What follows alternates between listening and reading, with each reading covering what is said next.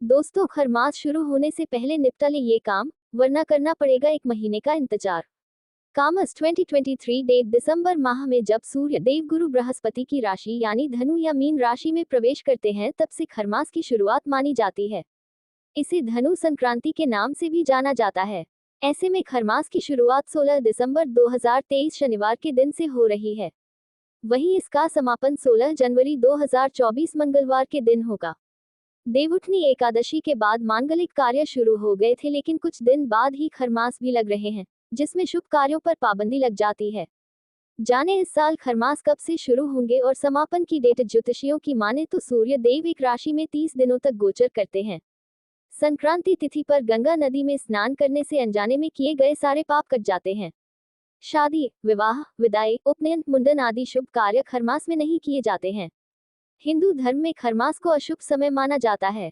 इस दौरान सभी शुभ और मांगलिक कार्य, विवाह, मुंडन, गृह प्रवेश, जनेऊ संस्कार आदि कार्य करने पर रोक लग जाती है। साल में 2 बार खरमास आते हैं। दोस्तों, ज्योतिष शास्त्र के अनुसार जब सूर्य धनु और मीन राशि में प्रवेश करते हैं तो खरमास 1 माह के लिए लग जाते हैं। इस साल का आखिरी खरमास कब से लग रहा है, जाने डेट, महत्व और नियम। खरमास 2023 दिसंबर में कब? कामर्स इन दिसंबर 2023 डेट।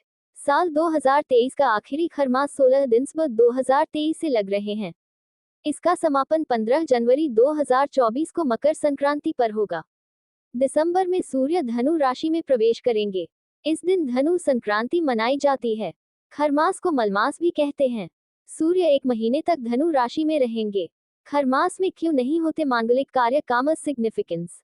धनु बृहस्पति की राशि है। धार्मिक ग्रंथों की मान्यता है कि सूर्य देव जब भी बृहस्पति की राशि पर भ्रमण करते हैं तो मनुष्य के लिए यह अच्छा नहीं होता। ज्योतिष शास्त्र के अनुसार सूर्य जब बृहस्पति की राशि में आते हैं तो इससे गुरु ग्रह का बल कमजोर होता है और सूर्य भी अपना तेज कम कर लेते हैं।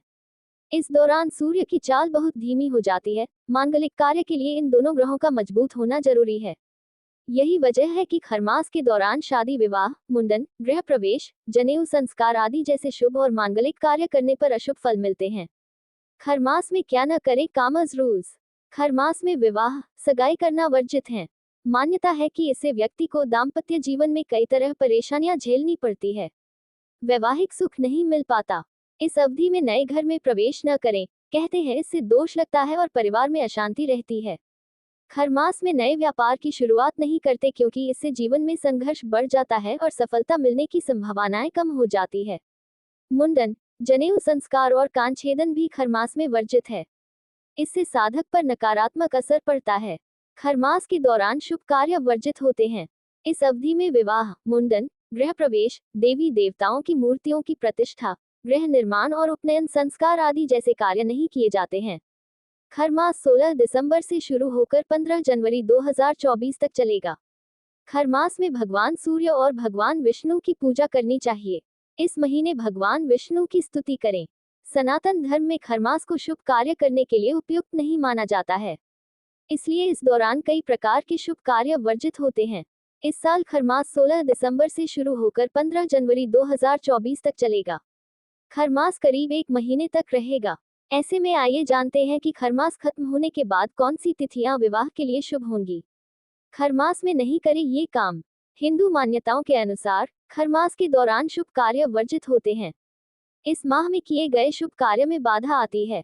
इस अवधि में विवाह, मुंडन, गृह प्रवेश, देवी देवताओं की मूर्तियों की प्रतिष्ठा, गृह निर्माण और उपनयन संस्कार आदि जैसे कार्य नहीं किए जाते हैं। इन कार्यों के लिए आपको 1 महीने का इंतजार करना होगा। विवाह के लिए शुभ तिथियां 2024 विवाह मुहूर्त। खरमास 15 जनवरी को समाप्त होगा। ऐसे में ये तिथियां मांगलिक कार्यों के लिए शुभ रहेंगी। जनवरी 2024 में विवाह मुहूर्त जनवरी 16, 17, 18, 20, 21, 22, 27, 28, 30 और 31 तारीखें शुभ रहेंगी। फरवरी 2024 के लिए विवाह मुहूर्त 1, 3, 4, 5, 6, 7, 8, 12, 13, 18, 19, 24, 25, 26 और 27 फरवरी विवाह के लिए शुभ रहेंगे।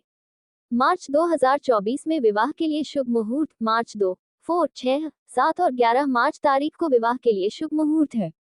विवाह मुहूर्त अप्रैल 2024 18 अप्रैल से 26 अप्रैल तक का समय विवाह के लिए शुभ रहेगा। नोट: इस लेख में दी गई जानकारी सामग्री गणना की प्रामाणिकता या विश्वसनीयता की गारंटी नहीं है। सूचना के विभिन्न माध्यमों, ज्योतिषियों, पंचांग, प्रवचनों, धार्मिक मान्यताओं, धर्म ग्रंथों से संकलित करके ये सूचना आप तक प्रेषित की गई है। हमारा उद्देश्य सिर्फ सूचना पहुंचाना है। पाठक या उपयोगकर्ता इसे सिर्फ सूचना समझकर ही लें। इसके अतिरिक्त इसके किसी भी तरह से उपयोग की जिम्मेदारी स्वयं उपयोगकर्ता या पाठक की ही होगी। वीडियो पसंद आई हो चैनल को सब्सक्राइब जरूर करें।